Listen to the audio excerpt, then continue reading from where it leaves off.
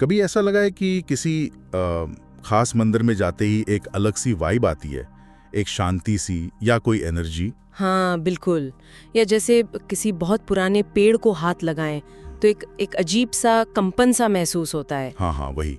तो आज हम इसी के पीछे का एक कनेक्शन समझने की कोशिश कर रहे हैं, और सुनने में आया है कि इसका सीधा ताल्लुक हमारी रीढ़ की हड्डी, हमारे मेरुदंड से है। जी, जो जानकारी है वो यही बताती है कि अगर हम अपनी रीढ़ को लेकर थोड़े संवेदनशील हो जाएं, तो हम अपने आसपास की इन सूक्ष्म ऊर्जाओं को, इन वाइब्रेशंस को शायद महसूस कर सकते हैं। अच्छा, सिर्फ बाहरी नहीं, शायद अपने अंदरूनी हालत से भी जुड़ा ही है। बिल्कुल, ये सिर्फ बाहरी ऊर्जाओं की बात नहीं है।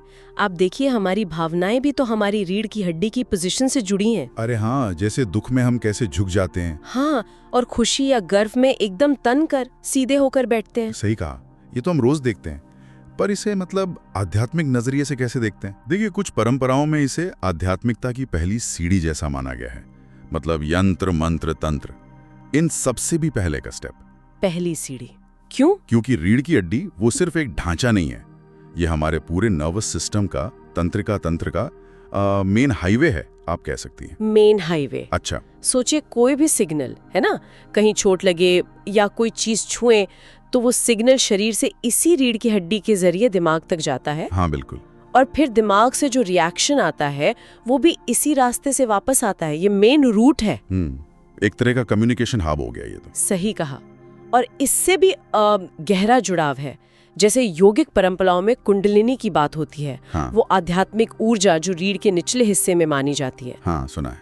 और चक्र जो एनर्जी सेंटर्स हैं, उनका स्थान भी इसी स्पाइन के साथ ही बताया गया है। अच्छा। और एक दिलचस्प बात और है, जो 33 करोड़ देवताओं की धारणा है ना। हाँ, कुछ लोग उसे भी सिंबॉलिकली रीढ़ की 33 हड्डियों, वर्टेब्रल कॉलम से जोड़कर देखते हैं, इसके गहरे महत्व को दिखाने के लिए। अरे वाह, 33 हड्डियां और 33 करोड़ देवता, ये तो वाकई बहुत गहरा कनेक्शन लगता है, शारीरिक भी और प्रतीकात्मक भी। जी, तो फिर सवाल ये है कि इस सेंसिटिविटी को, इस संवेदनशीलता को जगाएं कैसे? क्या इसका कोई तरीका है? हम कैसे अपनी रीढ़ के प्रति ज्यादा अवेयर हो सकते हैं? हाँ, एक तरीका बताया गया है। एक प्राचीन तरीका है जो हमारे प्रणाम करने या दंडवत करने के तरीके से जुड़ा है। प्रणाम या दंडवत मतलब झुकना? हाँ, पर इसका असली मकसद सिर्फ शारीरिक रूप से झुकना नहीं है। इसका उद्देश्य है रीढ़ की हड्डी को एक्टिवेट करना, उसे सक्रिय करना और उसे उस जगह की खास एनर्जी से जोड़ना। अच्छा, ये कैसे होता है? क्या ये कोई मुश्किल प्रक्रिया है? नहीं, बिल्कुल मुश्किल नहीं है। बहुत सरल सा अभ्यास है। देखिए, इसके लिए क्या करना है, पहले किसी शांत आसन में बैठ जाएं, जैसे अर्ध सिद्धासन। अर्ध सिद्धासन, ठीक है। हाँ, इसमें बायां पैर जननांगों के नीचे रहता है, फिर एक गहरी सांस अंदर लेनी है और ये महसूस करना है, कल्पना करनी है कि ये सांस रीढ़ की हड्डी के एकदम नीचे से, जिसे मूलाधार कहते हैं, वहां से शुरू होकर ऊपर सिर के टॉप तक, ब्रह्मरंध्र तक जा रही है। पूरा ध्यान रीढ़ पर रखना है सांस लेते हुए। बिल्कुल, पूरा फोकस स्पाइन पर। फिर सांस को कुछ पल के रोकें। ठीक है, सांस रोकी। अब धीरे धीरे आगे झुकना है।